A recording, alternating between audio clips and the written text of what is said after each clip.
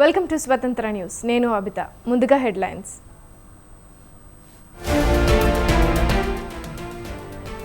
ప్రజలను ఇబ్బందులు పెట్టేందుకు పథకాలపై ఆంక్షలు, ప్రతిపక్షాలు కుట్రలు చేస్తున్నాయన్న జగన్.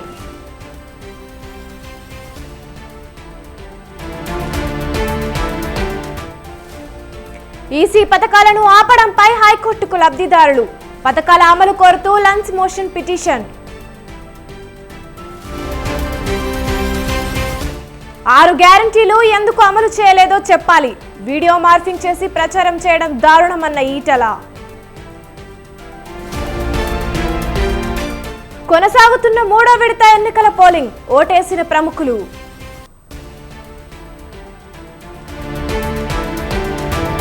కేజ్రీవాల్ పిటిషన్ పై సుప్రీంకోర్టులో వాదనలు, ఎన్నికల ప్రచారం కోసం బెయిల్ ఇవ్వాలని విజ్ఞప్తి.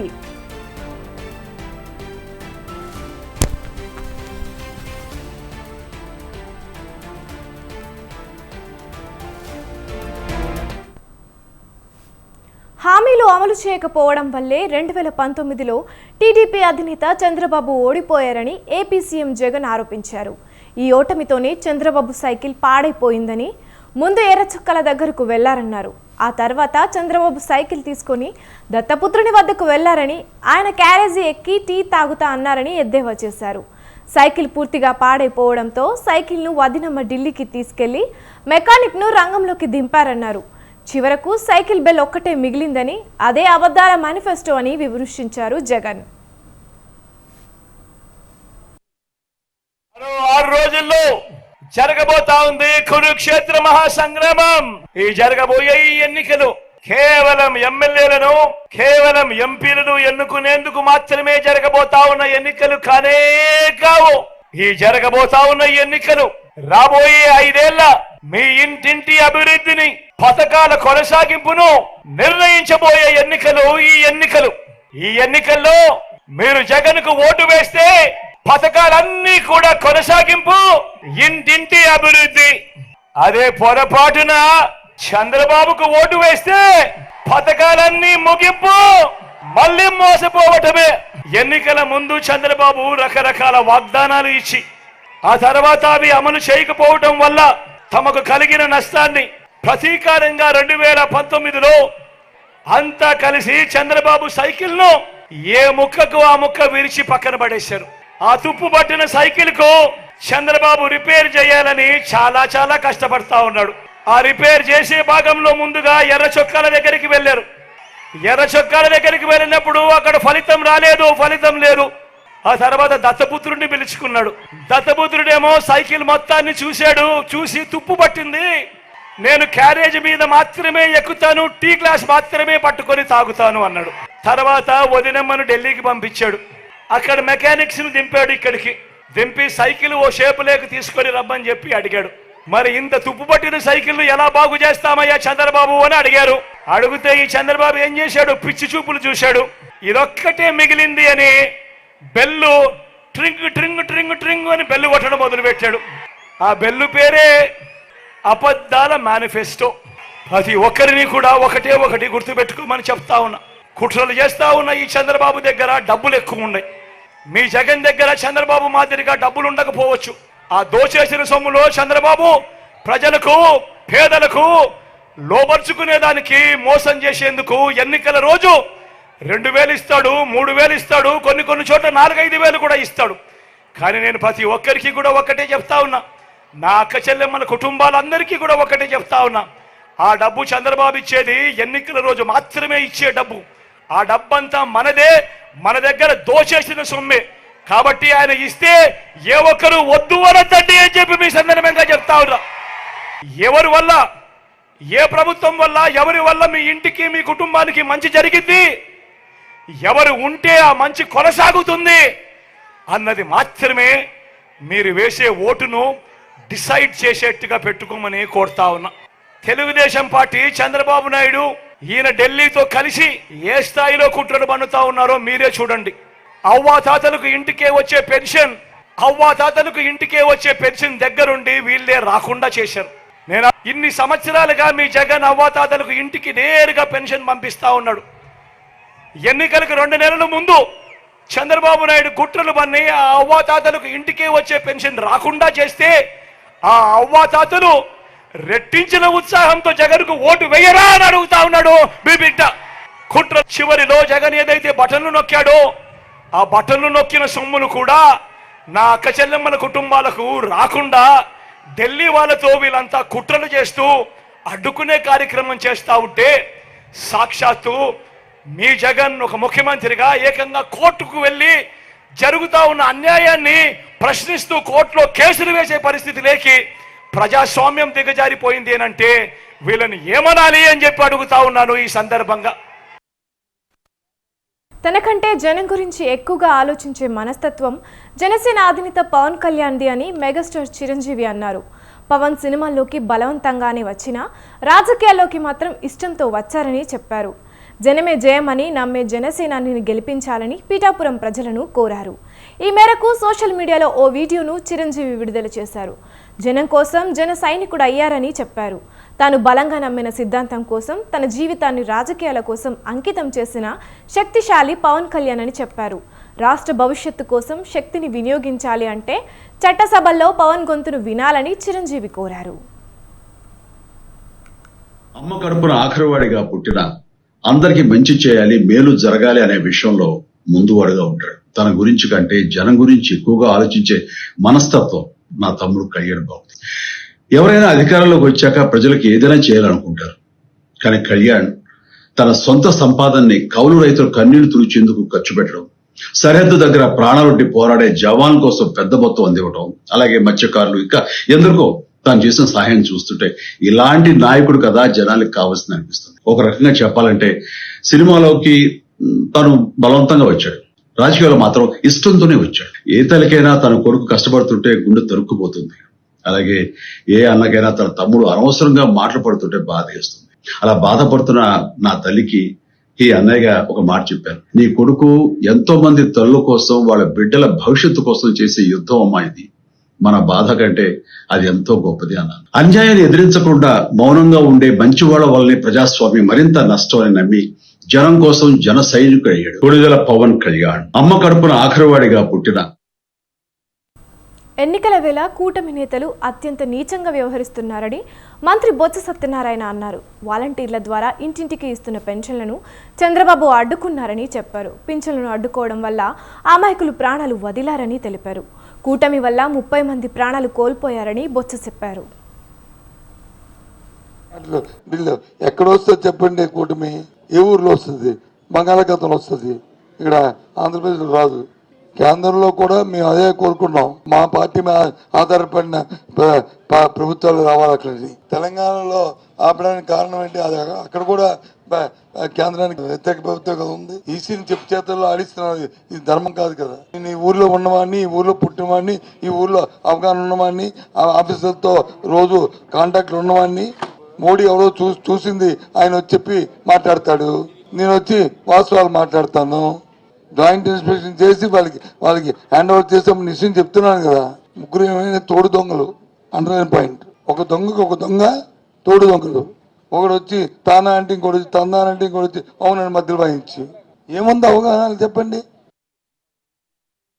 మోడీ గారు వైఎస్ఆర్ ఆసరా అయితే 79 లక్షల మంది బెనిఫిషియర్లు, 6,394 కోట్లు. ఇంకా పెండింగ్ ఉన్నది వచ్చి 1,839 కోట్లు. విద్యాదీవెన అయితే 703 కోట్ల రూపాయలు, అందులో 100 కోట్లు రిలీజ్ చేస్తాం. ఇంకా సుమారు 605 కోట్లు ఇంకా పెండింగ్ ఉంది. ఇన్పుట్ సబ్సిడీ అయితే 294 కోట్లు, అది 6వ తారీఖు 3వ నెల అది కూడా రిలీజ్ చేస్తాం. దాన్ని కూడా ఇచ్చేసి చేయడానికి ఒప్పుకోవట్లేదు రైతులకి. వైఎస్ఆర్ చేయూత 33 లక్షల మంది బెనిఫిషియర్లు, 5,065 కోట్ల రూపాయలు, అది 7వ తారీఖు నాడు 3వ నెల దాన్ని దాన్ని రిలీజ్ చేస్తాం. దాన్ని కూడా ఇచ్చేసి చేయడానికి ఒప్పుకోవట్లేదు. అలాగే ఈబీసీ 4,20,000 మంది బెనిఫిషియర్లు, 629 కోట్లు, దాన్ని కూడా ఇవ్వట్లేదు. మరి ఏంటి అనుకుంటున్నారు? అంటే ఈ పేదవాడి పద్ధతిదా? ఈ సామాన్యుని ఎన్నికలు వస్తే మన వారికి డే టు డే యాక్టివిటీ జరగద్దా? దైనందిన జరగక్కర్లేదు. కాంగ్రెస్ 9 గ్యారంటీలతోనే ఏపీ అభివృద్ధి చెందుతుందన్నారు పార్టీ సీనియర్ నేత తులసిరెడ్డి. తమ పార్టీ ప్రకటించిన గ్యారంటీలు రాష్ట్ర ప్రగతికి సోపానాలు అన్నారు. 5 గ్యారంటీలతో కర్ణాటకలో అధికారంలోకి వచ్చామని, 6 గ్యారంటీలతో తెలంగాణలో అధికారంలోకి వచ్చామన్నారు. అదేవిధంగా 9 గ్యారంటీలతో ఆంధ్రప్రదేశ్లో అధికారంలోకి వస్తామని ఆయన ధీమా వ్యక్తం చేశారు. 9 గ్యారంటీ పథకాలు ఇవి రాష్ట్ర ప్రగతికి సోపానాలు, కాంగ్రెస్ విజయ సంకేతాలు. 5 గ్యారంటీ పథకాలతో కర్ణాటకలో కాంగ్రెస్ పార్టీ అధికారంలోకి వచ్చింది. 6 గ్యారంటీ పథకాలతో తెలంగాణలో కాంగ్రెస్ పార్టీ అధికారంలోకి వచ్చింది. అదేవిధంగా 9 గ్యారంటీ పథకాలతో ఆంధ్రప్రదేశ్లో కాంగ్రెస్ అధికారంలోకి రాబోతుంది. ఈ 9 గ్యారంటీలలో 2 లక్షల రూపాయల వరకు వ్యవసాయ రుణాల మాఫీ అనేది ఇది ఆంధ్రప్రదేశ్ రైతుల పాలిట ఒక వరం. రెండవది, ప్రతి పేద కుటుంబంలో ఒక మహిళ పేరు మీద బ్యాంక్ అకౌంట్లో. వరంగల్ పార్లమెంటు ఎన్నికలలో కాంగ్రెస్ పార్టీ అభ్యర్థి కడియం కావ్య కోసం జరిగే స్ట్రీట్ మీటింగ్కు సీఎం రేవంత్ రెడ్డి హాజరవుతున్నారు. కావ్యను గెలిపించడమే లక్ష్యంగా వరంగల్ పోచమ్మ మైదానంలో స్ట్రీట్ మీటింగ్కు ఏర్పాట్లు పూర్తయ్యాయి. వరంగల్ పోచమ్మ మైదానం జంక్షన్లో భారీ కటౌట్లు ఏర్పాటు చేశారు. సాయంత్రం సభ కోసం లైటింగ్, బారికేట్లు ఏర్పాటు చేశారు.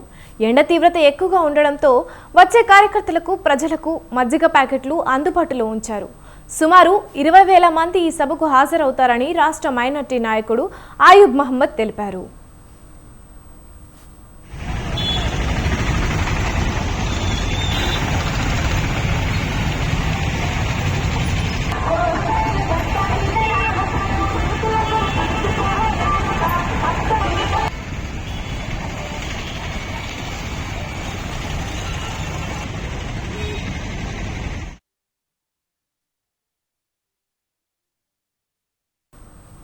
ప్రధాని తెలంగాణ రాకతో బీఆర్ఎస్ ఎమ్మెల్యే కేటీఆర్ మోదీకి పలు ప్రశ్నలు సంధించారు. పవిత్రమైన ఈ రాష్ట్రంలో విషం చిమ్మొద్దని ట్వీట్ చేశారు. దశాబ్ద కాలంలో ఏం చేశారో చెప్పి ఓట్లు అడగండంటూ ట్విట్టర్లో వివరించారు. ఇదే విధంగా తెలంగాణ ప్రాజెక్టులకు జాతీయ హోదా ఎందుకు ఇవ్వలేదో చెప్పాలన్నారు. Kazipet coach factory, ITIR, Hyderabad ప్రాజెక్టును ఎందుకు ఆగం చేశారో చెప్పాలన్నారు. కాంగ్రెస్ సర్కారు పాపానికి నేతన్నలు బలైపోతున్నా తెలంగాణ వైపు ఎందుకు కన్నెత్తి చూడలేదో చెప్పాలంటూ పలు ప్రశ్నలు మోదీకి కేటీఆర్ సంధించారు.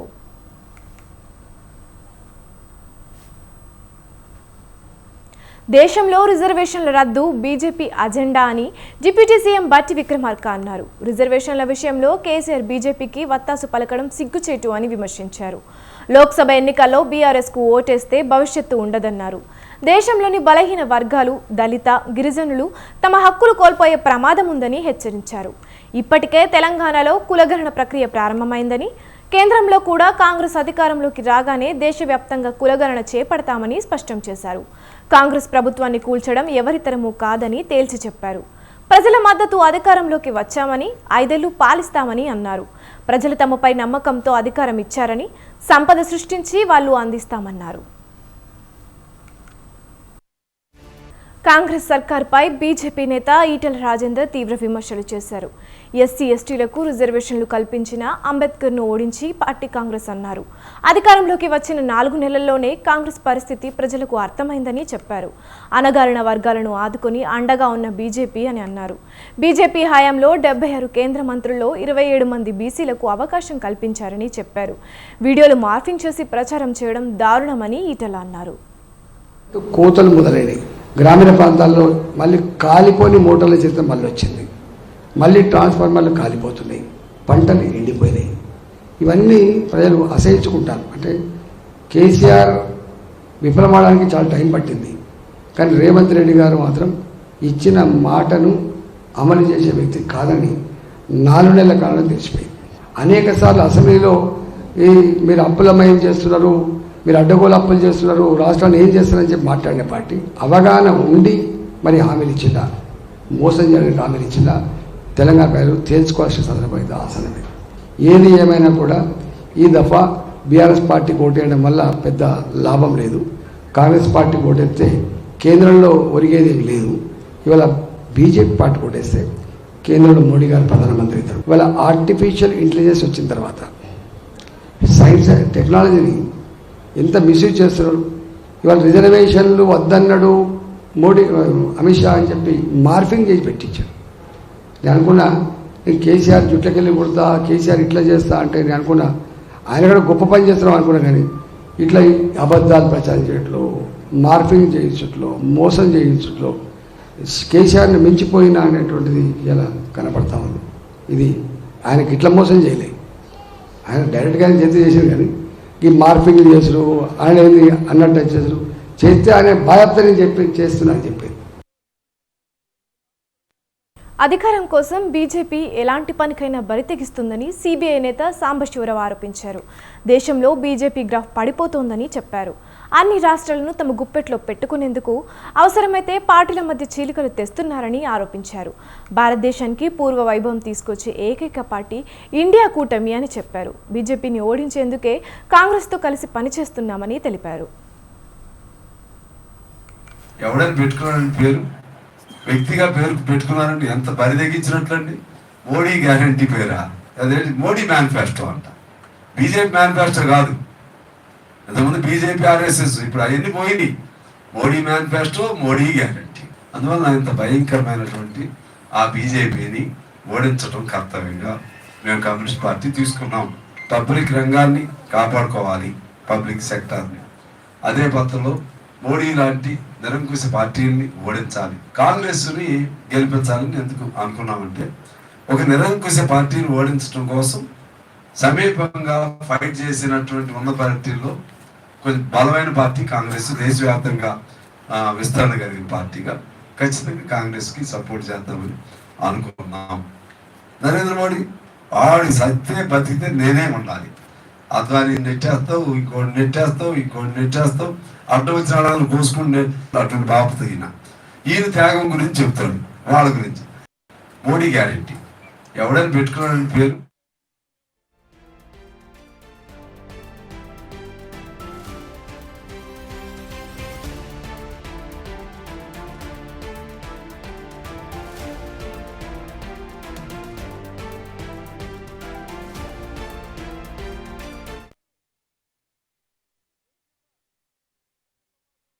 వైసీపీ ప్రభుత్వంపై కడప జిల్లా రాజంపేట మాజీ ఎంపీ సుగవాసి పాలకొండ్రుడు తీవ్ర విమర్శలు చేశారు.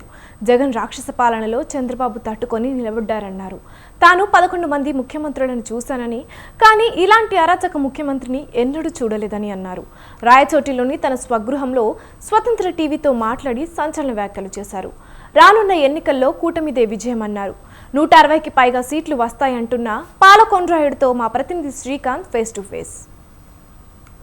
తన రాజకీయ అనుభవంతో పాటు కూడా రాయచోట్లో తన బ్రాండ్ అనేది కూడా ఏర్పరచుకున్న సువాసి పాల్గొన్నాడు గారు మనతో పాటు ఉన్నారు. చెప్పండి, మొత్తాన్ని చూసుకుంటే ప్రస్తుత రాజకీయాలు ఎలా ఉన్నాయి? రాజకీయాలు బాగున్నాయా? నీతైన నాయకులు లేరు. అది ఉంటే ఏమి ఇబ్బంది లేదు. పరిస్థితి జరిగిన అన్యాయాలు చెప్పలేం. చాలా మటుకు అన్యాయాలు జరిగినాయి. రైతులకి ఏమి, ప్రతి ఒక్కరికి, ఉద్యోగస్తులకైతే చెప్పలేనంత నష్టాలు జరిగింది. ఇదంతా చూసి వ్యతిరేకం ప్రజెంట్ గవర్నమెంట్ మీద వ్యతిరేకత దండిగా ఉంది. అందులో రామారావు స్థాపించిన పార్టీ, చంద్రబాబు నాయుడు లేక ఉండింటే ఈ పార్టీ ఉండిండదు, ఏది ఉండిండదు. ఆయన తెలివితో పార్టీని నిలబెట్టి ఈ దినం ఈ స్థాయికి తెచ్చినాడంటే అందరూ సంతోషపడాల్సిందే. ఎందుకంటే ఇంతమంది బలంగానే ఉంటే వీళ్ళు చేసే అన్యాయాలు, ఘోరాలు, పోలీసులతో ఇబ్బందులు పెట్టి ఎంత ఇబ్బంది చేస్తున్నారు. రాజంపేట ఎంపీగా మీరు అప్పట్లో పనిచేశారు. ఇప్పుడు మళ్ళీ అదే సీటు, రాజంపేట ఎమ్మెల్యే సీటు కూడా ఈ తనయునికి సుబ్రహ్మణ్యానికి కూడా వచ్చిన పరిస్థితి. రాజంపేటలో మీరు కూడా తిరిగి వచ్చారు. ఎలా ఉంది అక్కడ పరిస్థితి? చాలా బాగుంది, చెప్పలేని ఎంత బాగుంది. పోతే ఆడ రావడము అది భగవంతుని యత్నమే. అది ఎంపీ అన్నారు, రాజంపేట ఎమ్మెల్యే అని ముందు లేదు, ఎంపీకి చాలా బాగుండింది. అది ఏదో పార్టీల కలయిక వల్ల జరిగిందేమంటే కిరణ్ కుమార్ రెడ్డి వాళ్ళను అడ్జస్ట్ చేసేదానికి ఈ నిర్ణయం తీసుకున్నారు. రాజంపేట కావాలని ఏంలే, ఆ పార్లమెంటు పేరు కిరణ్ కుమార్ రెడ్డి వాళ్ళకి ఇచ్చి ఇది రాజంపేట సుబ్రహ్మణ్యానికి ఇచ్చినారు. ఇంకా ఈ ముందుగానే రాంప్రసాద్ రెడ్డికి కూడా రగడ వాళ్ళు వీళ్ళు చెప్పింటే మాట ఇచ్చినారు. మాట తప్పకూడదని ఉద్దేశంతో అందరినీ సరి చేసినారు. రాజంపేట రావడం మా అదృష్టం. రమేష్ రెడ్డి కూడా పార్టీ వీడి ఇప్పుడు వైసీపీలోకి వెళ్ళి చంద్రబాబు కూడా టికెట్లు అమ్ముకుంటాడు అని చెప్పేసి కూడా విమర్శించిన పరిస్థితి. దానిపైన మీరేమంటారు? ఆయనకు డబ్బు తీసుకోవాల్సిన అవసరం లేదు ఎవరికి, చంద్రబాబుకు. ఈయనే అమ్ముడుపోయినాడని తాలూకా కూడా కూస్తూ ఉంది. అది నిజమో అబద్ధమో ఆయనకే తెలుసు. ప్రజలను అడిగితే తెలుస్తుంది అది ఏం పరిస్థితి అని. ఏదో 15 కోట్లకు డీల్ చేసుకున్నారని ఎంపీ ఇస్తే 10 కోట్లు పెండింగ్ పెట్టినారు. ఆ ఎంపీ ఇవ్వకుండా జిల్లా పరిషత్ ఇస్తే 10 పెండింగ్ పెట్టినారు. 2 లేకపోతే మళ్ళీ 10 ఇస్తామని చెప్పినారని జనంలో ఉంది పరిస్థితి. ఏదో ఈ సమస్యలు లేకుండా ఇదంతా జరగడం పార్టీకి మంచి అవకాశము. మనకు కూడా పార్టీలో ఇంకా చీలికలు లేకుండా బాగా సరిపోయింది. ఇప్పుడు రాజకీయం కావాలనుకునేవాడు వస్తానే తకరాలు పెట్టుకోకూడదు. అందరితో కలిసి పని చేసుకోవాలా. అది లేకుండా వస్తానే అందరి మీద పార్టీ హైకమాండ్తో కూడా సమస్యలు పెట్టుకుంటే ఎవరు ఏం చేసినారు? నేను చేసిన పార్టీకి రామారావు పార్టీలో చేరినప్పుడు బల ప్రదర్శన దినం అసెంబ్లీలో యుద్ధం జరిగింది. రామారావును కొందరు వేరే హైదరాబాద్ సిటీ వాళ్ళు, అప్పుడు కంబైన్డ్ రాష్ట్రం అది. ఫైనల్గా మీరు రాయచోటి రాయంపేట ఓటర్లకు ఏం చెప్పబోతున్నారు? ఓటర్లు కాదు వాళ్ళు, నా స్నేహితులు, నా ప్రాణాలు. ఓటర్లకు చెప్పే పరిస్థితే లేదు. వాళ్ళకు తెలుసు ఏమి ఎక్కడని. నాకన్నా తెలివైన వాళ్ళు ఉన్నారు. ఏమి లేదు. నారాయణయ్య కానీ బ్రహ్మయ్య కానీ వీళ్ళంతా కలిసి తిరిగినాము. 6 సంవత్సరాలు కోడూరు రాజంపేటలో నేను ఉన్నాను.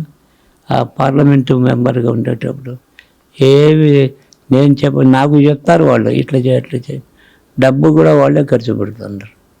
ఇది మొత్తానికి చూసుకుంటే ఖచ్చితంగా టీడీపీ ప్రభుత్వం ఏర్పాటు అవుతుంది. ఇలాంటి అరాచక రాక్షస పాలన కూడా గతంలో కూడా ఎప్పుడు చూడలేదని చెప్పేసి రానున్న ఎన్నికల్లో టీడీపీ భారీ మెజారిటీతో రాష్ట్ర వ్యాప్తంగా కూడా దాదాపు 160 సీట్లు కూడా గెలవబోతుంది. ఇటు రాజంపేట రాయచోట్ల కూడా టీడీపీ గెలుపున కృషి చేస్తాము. రాయంపేటలో కూడా భారీ మెజారిటీతో కూడా తనయుడు బాలసుబ్రహ్మణ్యం కూడా గెలిచే పరిస్థితి ఉందని చెప్పేసి కూడా మాజీ ఎమ్మెల్యే ఎంపీ సువాసి పాల్గొన్నాడు చెప్పుకోవాల్సిన పరిస్థితి. కెమెరా పర్సన్ శ్రీహరితో శ్రీకాంత్, స్వతంత్ర న్యూస్, కడప.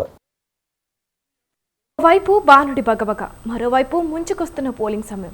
దీంతో అభ్యర్థులు ప్రచార వ్యూహాన్ని మార్చేశారు. తక్కువ టైంలో ఎక్కువ మంది టార్గెట్గా సమయం లేదు మిత్రమా అంటూ ముందుకు సాగుతున్నారు. ఇంటింటి ప్రచారంతో టైం వేస్ట్ అనుకున్న నాయకులు గుంపు ఎక్కడుంటే అక్కడి ప్రచారాన్ని హోరెత్తిస్తున్నారు.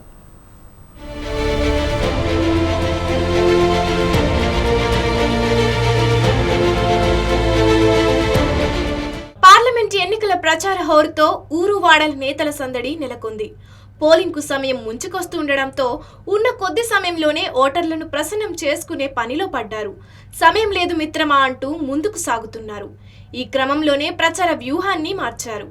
ఇంటింటి ప్రచారంతో టైం వేస్ట్ చేయకుండా గుంపు ఎక్కడుంటే అక్కడ వాలిపోతున్నారు. కుల సంఘాలతో పాటు ఉపాధి హామీ ప్రదేశాల్లో ప్రచారాన్ని సాగిస్తున్నారు. అంతేకాదు రోడ్ షోలు, కార్నర్ మీటింగ్లు వంటి ప్రచార కార్యక్రమాలతో ఓటర్లను అభ్యర్థిస్తున్నారు. మరోవైపు ఉన్న టైంలోనే అన్ని నియోజకవర్గాలు చుట్టేయడమే లక్ష్యంగా కుటుంబ సభ్యులను సైతం ప్రచార రంగంలోకి దించుతున్నారు. ఓవైపు ప్రచారాన్ని హోరెత్తిస్తూనే మరోవైపు ఆర్థిక భారం పడకుండా జాగ్రత్త పడుతున్నారు.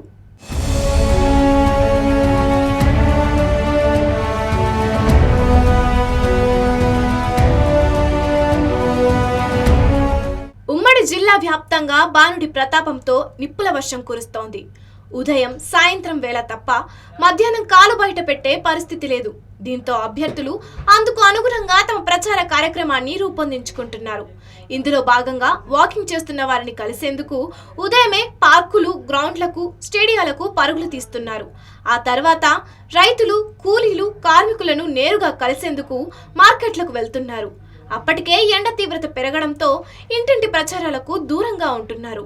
మధ్యాహ్నం నుంచి సాయంత్రం వరకు ఏసీ ఫంక్షన్ హాల్స్లలో సమావేశాలు నిర్వహిస్తున్నారు. సాయంత్రం మళ్లీ ఎండ తీవ్రత తగ్గగానే రోడ్ షోలు, కార్నర్ మీటింగ్లతో పాటు చిన్న చిన్న సమావేశాలకు అటెండ్ అవుతూ ప్రచారం సాగిస్తున్నారు. ఒక పార్లమెంట్ సెగ్మెంట్ అన్ని నియోజకవర్గాలు కవర్ అయ్యేలా ప్లాన్ చేసుకొని కుటుంబ సభ్యులను కూడా ప్రచార రంగంలోకి దించుతున్నారు.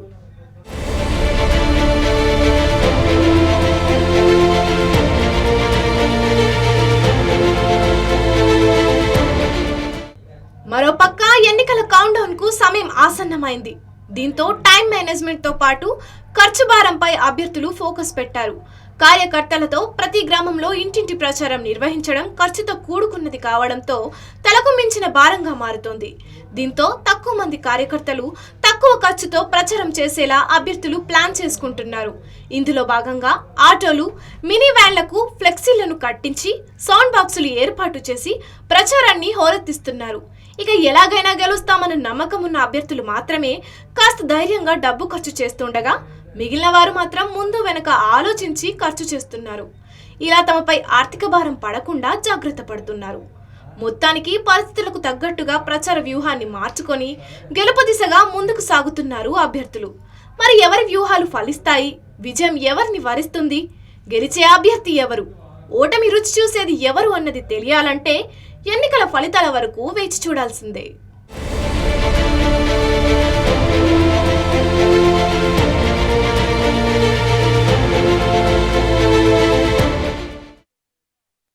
ఏపీలో ఎన్నికల వేళ ఈసీ చర్యలతో కీలక పరిణామాలు చోటు చేసుకుంటున్నాయి. అధికారులపై వేటు, నియామకాలు పొలిటికల్ వర్గాల్లో చర్చకు దారితీస్తున్నాయి. ఇంతకీ ఎన్నికల వేళ ఏపీలో ఏం జరుగుతోంది? అధికారులపై ఎలక్షన్ కమిషన్ ఎందుకు వేటు వేసింది? బదిలీ చేయడానికి కారణాలేంటి?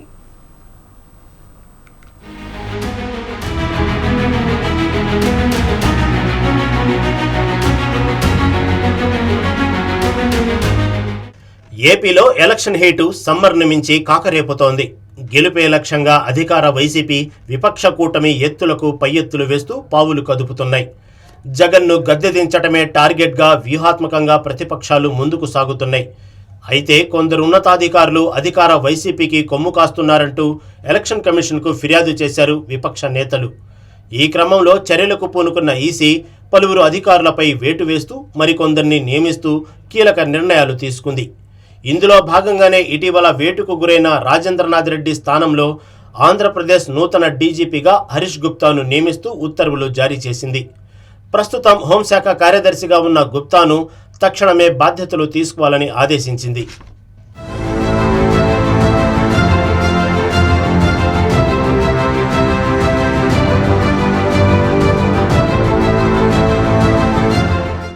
ఏపీ మాజీ డీజీపీ రాజేంద్రనాథ్ రెడ్డిపై గత కొంతకాలంగా విపక్ష పార్టీలు గుర్రుగా ఉన్నాయి.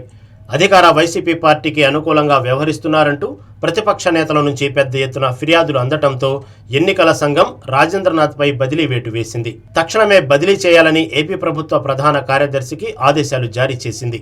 కింది ర్యాంక్ అధికారికి బాధ్యతలు అప్పగించాలని ఉత్తర్వుల్లో పేర్కొంది. ఆయనకు ఎన్నికల విధులు అప్పగించకూడదని స్పష్టం చేసింది. అలాగే ఆ పోస్టుకు తగ్గ 3 డీజీ ర్యాంక్ అధికారుల జాబితా పంపాలని కోరింది. ఈ నేపథ్యంలోనే 3 సీనియర్ ఐపీఎస్ అధికారుల పేర్లను ఈసీకి రాష్ట్ర ప్రభుత్వం పంపించింది.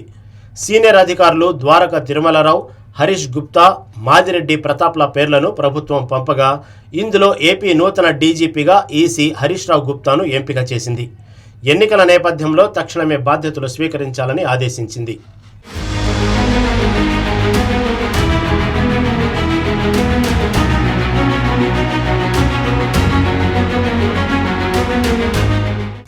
ఇక అనంతపురం డీఐజీ అమ్మిరెడ్డిపై కూడా ఈసీ బదిలీ వేటు వేసింది.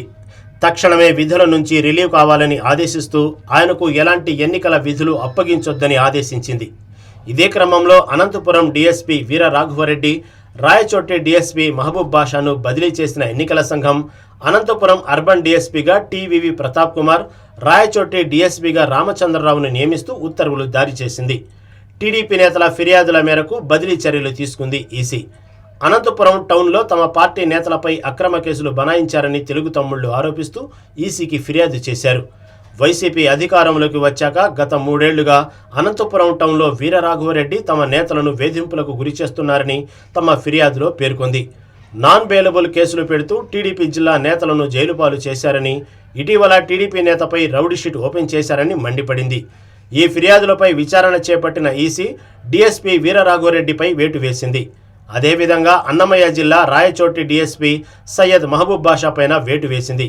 ఈ ఇద్దరు అధికారులు వెంటనే బాధ్యతల నుంచి తప్పుకోవాలని ఆదేశించింది. తమ సబార్డినేట్స్కు ఛార్జ్ అప్పగించి విధుల నుంచి రిలీవ్ కావాలని డీజీపీ మెమోరాండం రిలీజ్ చేశారు.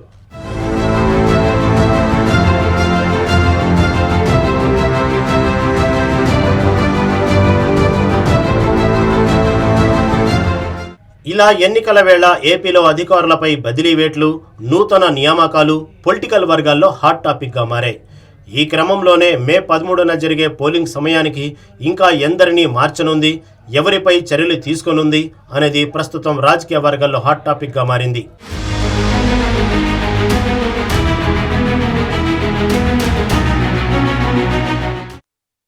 కడప జిల్లా జమ్మలమడుగు ఎమ్మెల్యే సుధీర్ రెడ్డిపై పోలీసులు కేసు నమోదు చేశారు.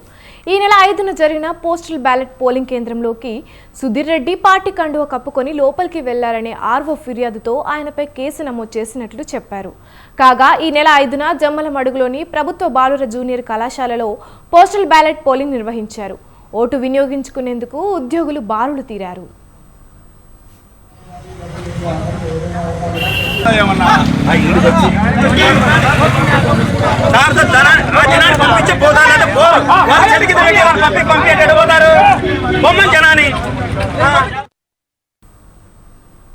కృష్ణా జిల్లాలో హోమ్ ఓటింగ్కు దరఖాస్తు చేసుకున్న వృద్ధులు, దివ్యాంగుల ఓటింగ్ ప్రక్రియ నేడు మొదలైందని ఎన్టీఆర్ జిల్లా ఎన్నికల అధికారి ఢిల్లీరావు పేర్కొన్నారు. జిల్లాలో 442 మంది దివ్యాంగులు, 1052 మందికి పైగా వృద్ధులు హోమ్ ఓటింగ్ కోసం దరఖాస్తు చేసుకున్నారని తెలిపారు. వారిలో విజయవాడ ఈస్ట్ నియోజకవర్గంలోనే 332 మంది ఉన్నారు.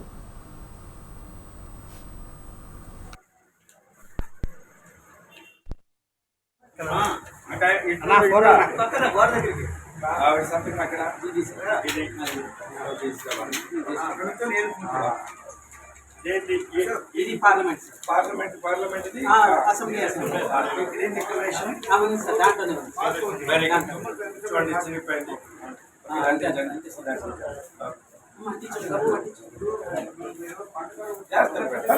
Slow take your time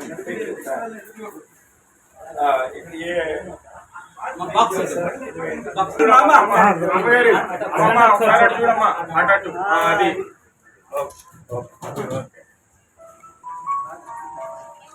okay ఎలా టిక్ హోమ్ ఓటింగ్ ప్రక్రియలో మొత్తం 5గురు టీం ఉంటారు. ఒక పోలింగ్ అధికారి, వారి అసిస్టెంట్, ఒక మైక్రో అబ్జర్వర్, ఒక వీడియోగ్రాఫర్, ఒక పోలీస్ అధికారి ఈ టీంలో ఉంటారు. ఎన్టీఆర్ జిల్లాలో 100 సంవత్సరాలు నిండిన వృద్ధులు 25 మంది వరకు ఉన్నారు. హోమ్ ఓటింగ్ ప్రక్రియ ఏపీలో ప్రారంభించడం ఇదే ప్రథమం. ఫిబ్రవరి 22వ తారీఖులోపు అప్లై చేసుకున్న వాళ్ళకి ఈ అవకాశం ఉంటుందని ఢిల్లీరావు తెలిపారు. మిగతా వారు మే 13న పోలింగ్ కేంద్రానికి వచ్చి ఓటు హక్కు వినియోగించుకోవచ్చు.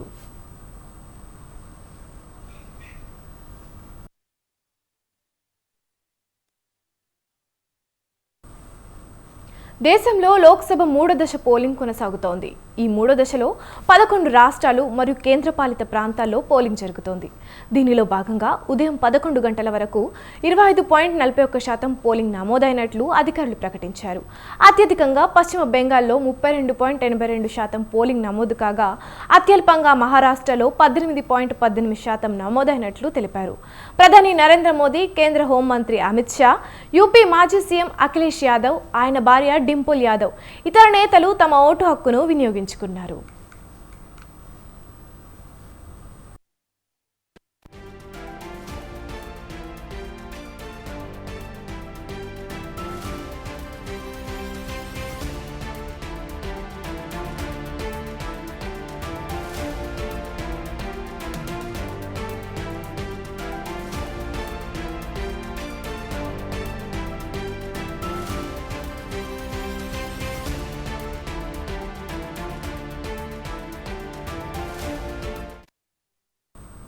దేశంలోని 11 రాష్ట్రాలు, 2 కేంద్రపాలిత ప్రాంతాల్లోని 93 నియోజకవర్గాల్లో ఎన్నికలు జరుగుతున్నాయి.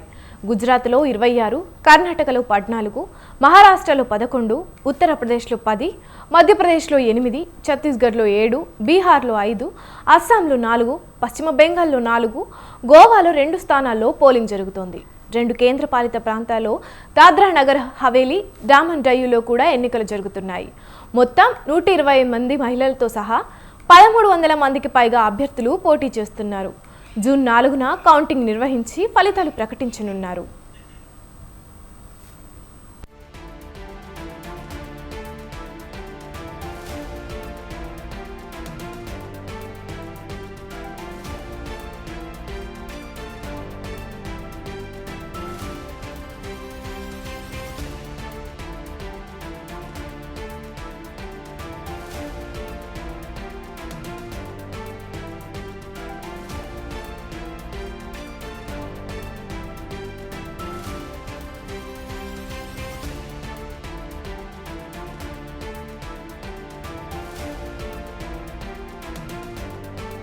గాంధీ కుటుంబానికి కంచుకోట రాయ్బరేలీ, అమేథీ నియోజకవర్గాల్లో కాంగ్రెస్ జెండా రెపరెపలాడించేందుకు పార్టీ వ్యూహాత్మకంగా అడుగులు వేస్తుంది.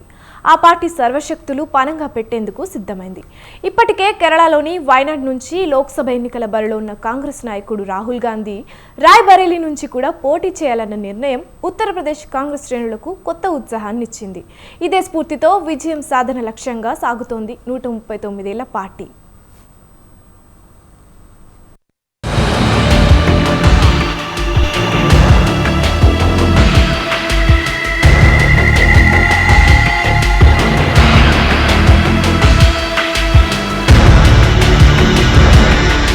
రాయ్బరేలీతో దాదాపు 70 ఏళ్లుగా గాంధీ కుటుంబానికి గొప్ప అనుబంధం, చరిత్ర ఉంది. రాహుల్ గాంధీ తాత, రాజీవ్ గాంధీ తండ్రి, ఇందిరాగాంధీ భర్త అయిన ఫిరోజ్ గాంధీ 1952లో తొలిసారిగా రాయ్బరేలీ నుంచి లోక్సభకు ఎన్నికయ్యారు. మళ్లీ 1957లోనూ అదే స్థానం నుంచి లోక్సభకు ఎన్నికయ్యారు. 1960 సెప్టెంబర్ 8న మరణించారు. అనంతరం 1967 నుంచి ఫిరోజ్ గాంధీ సతీమణి, అప్పటి ప్రధాని అయిన ఇందిరాగాంధీ రాయ్బరేలీకి ప్రాతినిధ్యం వహించారు. 1971లోనూ 1980లోనూ ఇందిరాగాంధీ ఇక్కడి నుంచి ఎన్నికయ్యారు. తర్వాతి కాలంలో గాంధీ కుటుంబానికి సన్నిహితులైన అరుణ్ నెహ్రూ, షీలా కౌల్, సతీష్ శర్మ వంటి వారు ప్రాతినిధ్యం వహించిన కాంగ్రెస్ పార్టీ పగ్గాలు చేపట్టిన తర్వాత సోనియా గాంధీ 2004, 2009, 2014, 2019లో రాయ్బరేలీ నుంచి ఎన్నికయ్యారు. సోనియా గాంధీ 2024లో రాజ్యసభకు ఎన్నిక కావడంతో ఆ స్థానే రాహుల్ గాంధీని పోటీకి నిలపాలని కాంగ్రెస్ పార్టీ నిర్ణయించింది.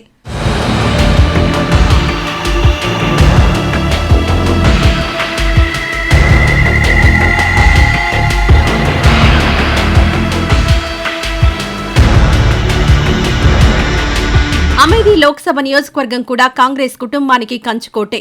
1980లో ఇందిరాగాంధీ కొడుకు సంజయ్ గాంధీ తొలిసారిగా అమేథీ నుంచి ఎన్నికయ్యారు. ఆయన మరణాంతరం రాజీవ్ గాంధీ 1981 నుంచి 1991 వరకు లోక్సభకు ప్రాతినిధ్యం వహిస్తూ వచ్చారు. 1991లో రాజీవ్ గాంధీ మరణం తర్వాత 1999లో సోనియా గాంధీ ఇక్కడి నుంచి పోటీ చేసి గెలిచారు. 2004, 2009, 2014లో వరుసగా రాహుల్ గాంధీ అమేథీ నుంచి ఎన్నికవుతూ వచ్చారు. 2019 లోక్సభ ఎన్నికల్లో రాహుల్ గాంధీపై కేంద్ర మంత్రి స్మృతి ఇరానీ విజయం సాధించడంతో గాంధీ కుటుంబం విజయాలకు అడ్డుకట్టపడింది.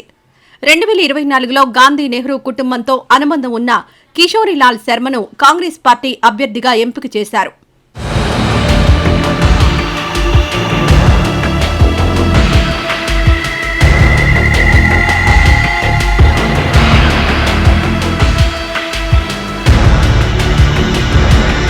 ఉత్తరప్రదేశ్లోని రాయ్బరేలీ, అమేథీ లోక్సభ ఎన్నికలను కాంగ్రెస్ ప్రతిష్టాత్మకంగా తీసుకుంది. కాంగ్రెస్ మాజీ అధ్యక్షురాలు సోనియా గాంధీ రాజ్యసభకు ఎన్నిక కావడంతో రాయ్బరేలీ నియోజకవర్గంపై తమ పట్టు సడలనివ్వరాదన్న కృతనిశ్చయంతో తానే పోటీ చేయాలని రాహుల్ గాంధీ నిర్ణయించుకున్నారు.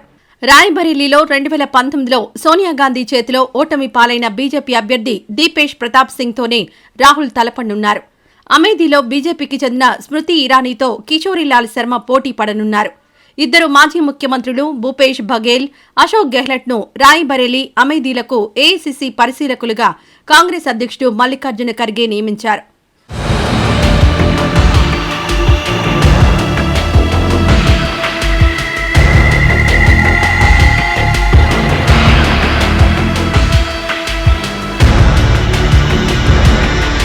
రాయ్బరేలీ అమేథీ నియోజకవర్గాల గెలుపు బాధ్యతలను ప్రియాంక గాంధీ వాద్రా తన భుజ స్కంధాలపై వేసుకున్నారు. మే 6 నుంచి పోలింగ్ పూర్తయ్యే వరకు రాయ్బరేలీ అమేథీ నియోజకవర్గాల్లోనే తాను ఉండి ప్రచార వ్యూహాన్ని అమలు చేస్తానని రాహుల్ నామినేషన్ నాడే ప్రియాంక ప్రకటించడం విశేషం. ప్రియాంక పర్యవేక్షణలోనే ప్రచారం షెడ్యూల్ ప్రణాళికలు అమలు చేయాలని నిర్ణయించారు. ఈ విషయంలో ఛత్తీస్గఢ్ మాజీ సీఎం భూపేష్ బఘేల్, రాజస్థాన్ మాజీ డిప్యూటీ సీఎం సచిన్ పైలట్ ప్రియాంకకు తోడుగా ఉంటారు. కాంగ్రెస్ అధ్యక్షుడు మల్లికార్జున ఖర్గే పర్యవేక్షిస్తారు. ప్రియాంక 2 నియోజకవర్గాల్లోనూ దాదాపు 250 నుంచి 300 గ్రామాల్లో సుడిగాలి ప్రచారంతో హోరెత్తిస్తారు. వందలాది కార్నర్ మీటింగ్లు, రోడ్ షోలు, ఇంటింటి ప్రచారం వంటి కార్యక్రమాలు చేపడతారు. లోక్సభ ఎన్నికల 5వ విడతలో మే 20న రాయ్బరేలీ, అమేథీ నియోజకవర్గాలకు ఎన్నిక జరుగుతుంది. కాంగ్రెస్ ప్రతిష్టాత్మక స్థానాలను ఏ మేరకు నిలబెట్టుకుంటుందో చూడాలి.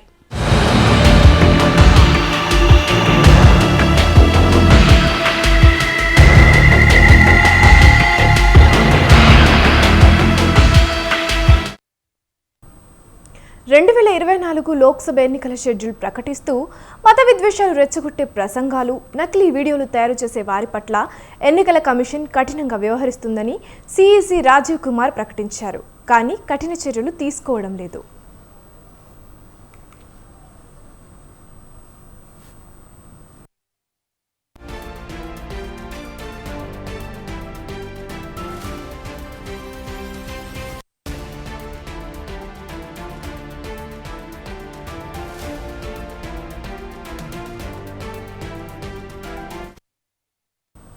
భారతీయ జనతా పార్టీ కర్ణాటక శాఖ తన ఎక్స్లో ముస్లింలను కించపరిచే విధంగా కాంగ్రెస్ ఎంపీ రాహుల్ గాంధీ, కర్ణాటక ముఖ్యమంత్రి సిద్ధరామయ్య వ్యంగ్య చిత్రాలను చూపించే వీడియోను అప్లోడ్ చేసింది. దీనిపై కాంగ్రెస్ పార్టీ ఎన్నికల కమిషన్కు ఫిర్యాదు చేసి 48 గంటలు ముగిసినా ఎన్నికల కమిషన్ స్పందించలేదు, ఎలాంటి చర్యలు తీసుకోలేదు. కాంగ్రెస్ అధికారంలోకి వస్తే ముస్లింలకు సంపద దోచి పెడుతోందన్న విధంగా ఈ వీడియో చిత్రీకరించారు. ఎన్నికల వేళ మతపరమైన విద్వేషం రెచ్చగొట్టే విధంగానే ఈ వీడియో ఉంది. హెచ్చరిక అని కన్నడ భాషలో శీర్షిక కూడా ఇచ్చారు.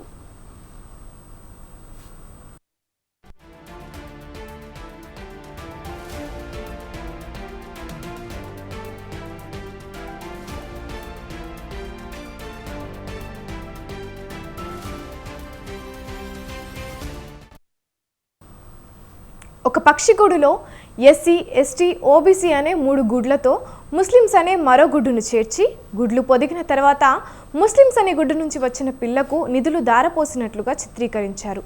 తర్వాత మిగతా పిల్లలను విసిరివేసినట్లు చూపారు. వీడియోలో రాహుల్ గాంధీ సిద్ధరామయ్య కేరికేచర్ను చూపారు.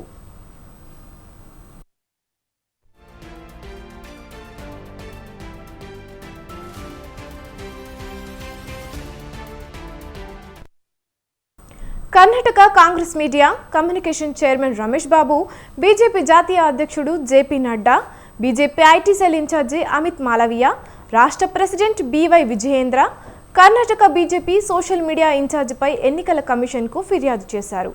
అయినా భారత ఎన్నికల కమిషన్ ఎలాంటి చర్యలు తీసుకోకపోవడం చర్చనీయాంశం అయింది.